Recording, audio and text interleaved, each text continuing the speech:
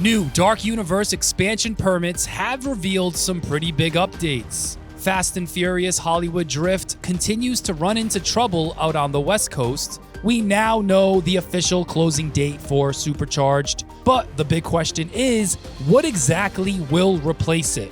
We will get into that. Plus, the Lost Continent continues to disappear piece by piece at Islands of Adventure. All of that coming up on today's Universal News Rundown. My name is Frankie. Thanks for joining me. Don't forget to like this video, subscribe to the channel, and now with that said, let's get into it. I have more news on the Dark Universe expansion in the works for Epic Universe. The permit has been updated and there are a few brand new details that we need to talk about.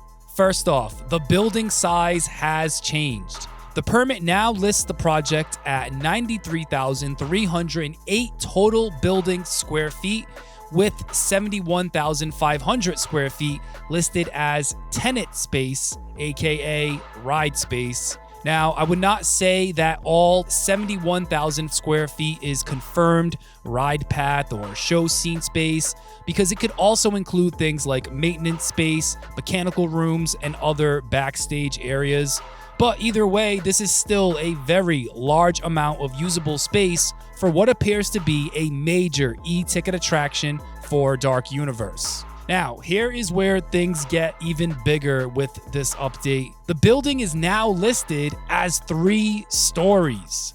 That does not mean guests will experience a 3-floor ride. In fact, I do have more details on the first level to get into.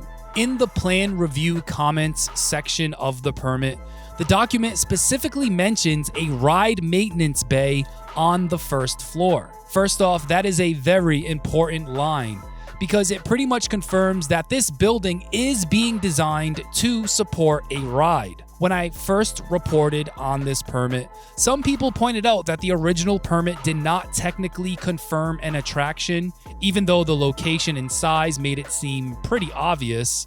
But now, seeing the words Ride Maintenance Bay directly in the plan review comments makes it much harder to argue that this is anything other than a major ride-related project. We should be seeing a lot more updates coming in over the next few months, so stay tuned. Hopefully, more clues will pop up soon on exactly what type of ride system this will be. Of course, we all know what we want this to be, but we're still waiting for that one major clue to confirm it. Hopefully, we will have that soon, and if we ever do get that update, it is going to be an amazing day. But now, with that said, let's move over to our next major story of the week. Unfortunately, more bad news continues to come in for Universal Studios Hollywood's latest attraction, Fast and Furious Hollywood Drift. A few weeks ago, I saw an Instagram post from a nearby neighbor who recorded Hollywood Drift testing with full riders from inside their neighborhood. In the clip, you could faintly hear riders screaming in the background. Apparently, it was loud enough to trigger some complaints. The neighbor wrote in their caption, "Get furious fast. Get ready, neighbors, for non-stop screaming. So trashy." When I first saw that post, I was hoping this would not turn into a bigger issue, but now it looks like that may be exactly what is happening. CBS LA recently did a report on the neighborhood complaints, and according to their story, some residents have been calling Universal dozens of times during testing to complain about the sound of rider screams carrying into the neighborhood. A few neighbors also spoke to the news outlet, and in my own personal opinion, some of these complaints sound a little exaggerated. Some residents claim they could hear screams from inside their home as often as every 40 seconds, with testing sometimes continuing as late as 2 o'clock in the morning. See what I'm saying about exaggerating here? Now, I understand, though, that nobody wants unexpected noise blasting into their homes late at night, if that is the case, if they really were testing late at night like that. But at the same time, this is Universal Studios Hollywood. It is a major working theme park, studio lot, and tourist destination that has been operating in that area for decades. Why did any of these people move into the neighborhood if noise was going to be such a big factor for them? I have no idea about that. Because of these complaints, these neighbors have quickly become enemy number one for a lot of theme park fans online. This is definitely going to be something, though, that we keep an eye on, because if the complaints continue, it could put more pressure on Universal as they get closer to opening Hollywood Drift to the public. This all comes at a time when, as of Friday, July 17th, Hollywood Drift will be on day 13 with no visible daytime testing. Some people believe that the neighbors complaining could be the main reason why there has not been any testing. But it is worth noting, the ride has not been seen testing since team member preview riders were evacuated off of the attraction earlier this month. Also, last week, I reported on a rumor regarding a piece from one of the car's spoilers may have come loose or detached. Again, that part has not officially been confirmed by Universal, so treat it as an unconfirmed report. If you do, though, want the full breakdown on that situation, I covered it in the previous episode of the Universal News Rundown here on the channel. You can go check that out.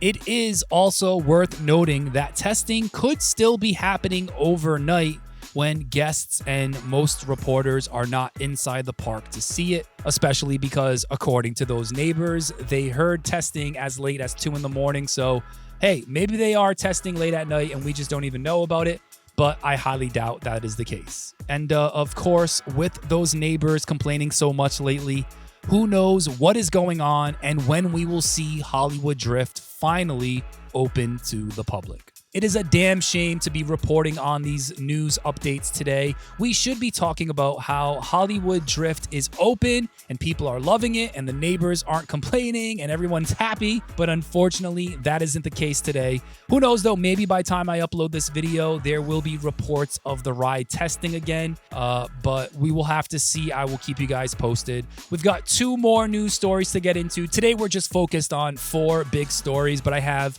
more Universal news updates coming up over the next few days. It's going to be a very busy second half of July, so look out for those updates. But for now, let's jump back to the East Coast.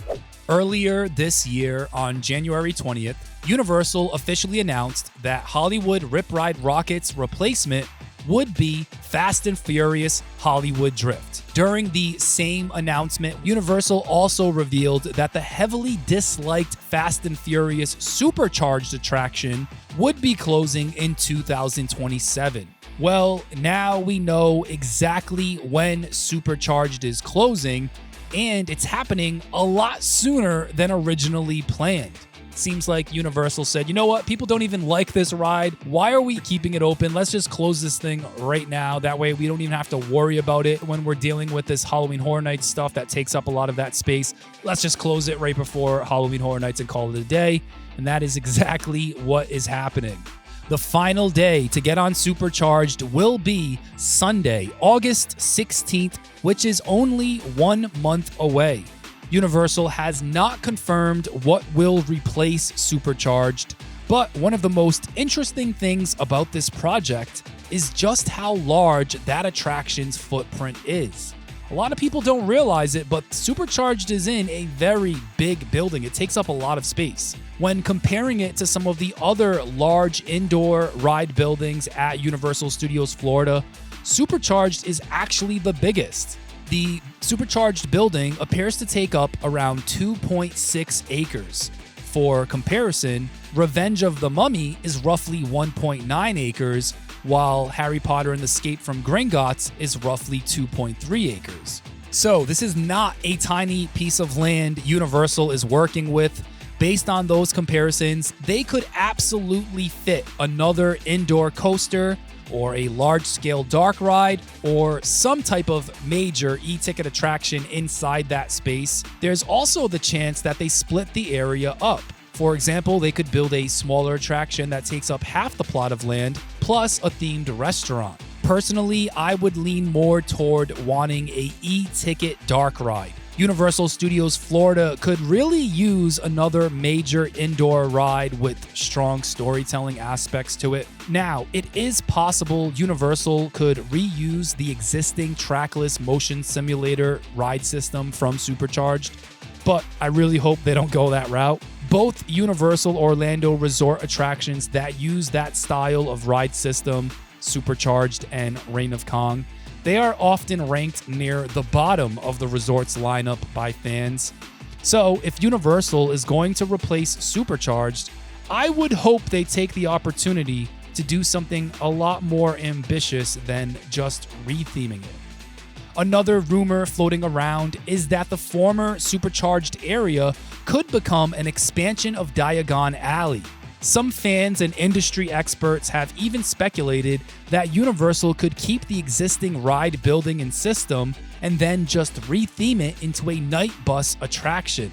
God, I hope that is not the case. That sounds awful. And anybody out there saying that that's what they want, you're crazy. I'm just going to say it here on the show. You're crazy. Who knows if that is actually what Universal is planning, but the location does make the Diagon Alley expansion theory interesting, especially because the fact that there is only one attraction inside Diagon Alley. And to wrap this whole segment up, I do have a comment of the day. Drop a comment and let me know, what do you want to see replace Supercharged? You can be vague and just tell me like what kind of IP or what kind of ride system, or you can be very specific. Either way, drop a comment. I would love to know what everybody is thinking. Final update for you. The Lost Continent continues to be dismantled at Islands of Adventure. In the area where the former Sinbad Theater once stood, much of the debris and piles of demolished building material have now been cleared out, showing just how far along that section of the project has come. Demolition work has also picked back up at the former Poseidon's Fury attraction. On July 14th, BioReconstruct spotted demolition taking place at the back of the large show building. Then, the very next day, Bio reported that the rear section of Poseidon's Fury was no longer visible to guests inside Islands of Adventure. So it sounds like they are making progress with that back end. Then, on July 16th, Magic City Mayhem spotted an excavator working directly around the former Poseidon's Fury entrance plaza, which is suggesting that demolition is now moving closer to the front of the attraction as well. So it sounds like they're working on both the front and the back side of Poseidon's Fury, slowly working their way towards the center as they slowly demolish everything. And I say slowly, but these guys are working really, really fast. So by the time I make another update in a week or two, this whole area will probably be cleared out and there will no longer be any show buildings in that area. Speaking of that area, I have a couple more updates for you before we get out of here.